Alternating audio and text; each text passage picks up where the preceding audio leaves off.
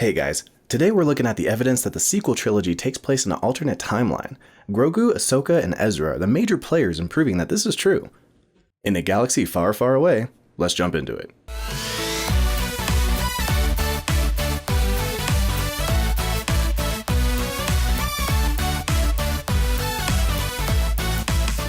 So Filoni is currently the Kevin Feige of the Star Wars animation world at Disney Lucasfilm, and he gave us a look at what was to come back at the Star Wars Celebration, sporting an Ahsoka Lives t-shirt which references the 4th season of Star Wars Rebels. So let's go back to the point where Luke and Anakin defeat the Emperor. After removing the Vader helmet and completing the transformation back to Anakin Skywalker, Luke began training with Leia. After a year of this, Leia has a vision, and she told Luke that if it continued, it would be the death of her son. She asked Luke to train him, and he replied that when he was 10 years old, he would. For the next 11 years, Luke travels looking for a Jedi temple in order to open his own Jedi Academy. After Ben's 10th birthday, he took him on as his apprentice. Ben followed Luke as he looked for other students for his Jedi Academy.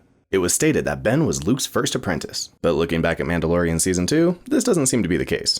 But we'll come back to that in a moment. We jump to Ezra entering a corner of the cosmic force in Season 4 of Rebels. He can see all the different timelines and realities in the Star Wars universe. In the main timeline, she dies at the hands of Vader. This would cause the sequels to be canon. Ezra, saving her in the cosmic force already, splits the timelines into 2 different paths. So he does, and Ezra reaches into the void and saves Ahsoka from dying at the hands of Darth Vader, which allows her to go into hiding. In Season 2 of The Mandalorian, she tells Mando to take Grogu to Tython. Time's up, kid. We gotta get out of here. And without her giving him this information, Mando would not have been able to help Grogu call out to the Force, which would potentially be the start of Grogu becoming a bounty hunter, or he would just be a prisoner to Moff Gideon, and the Mandalorian would be dead.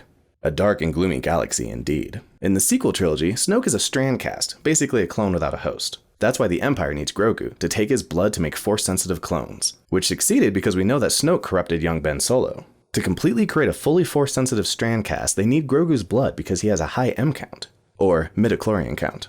And the last guy we know with an abnormally high midichlorian count was Anakin. And look how that turned out. I killed them all. They're dead. Every single one of them. And not just the men, but the women. And the children, too. In this timeline, the Empire still has Grogu to make as many clones as the Empire did till they were able to make a perfect clone. This would make Grogu a passive observer to the events of The Force Awakens and The Last Jedi. At the point in Rise of Skywalker when Rey becomes all of the Jedi, we hear Ahsoka among the other Fallen. She would have been the only living Jedi to talk to Rey, making the whole Rey is the last of the Jedi pointless. In The Mandalorian Season 2, the group come across a hallway of clones that resemble Snoke in earlier forms of creation. This is all they were able to make with a little bit of blood from Grogu. Ahsoka is the linchpin that ties everything together. Without her, there would be no Mandalorian, no more Grogu. He would still be a blood puppet to the Empire. If this is the case, then Luke wouldn't have had a student till Ben. But the ending of Season 2 of The Mandalorian changes the timeline by 6 years, as he traces Grogu to Moff Gideon's ship and takes him on as his first student. So what are your thoughts about this? Leave them down in the comments. And as always, we'll see you in the next one.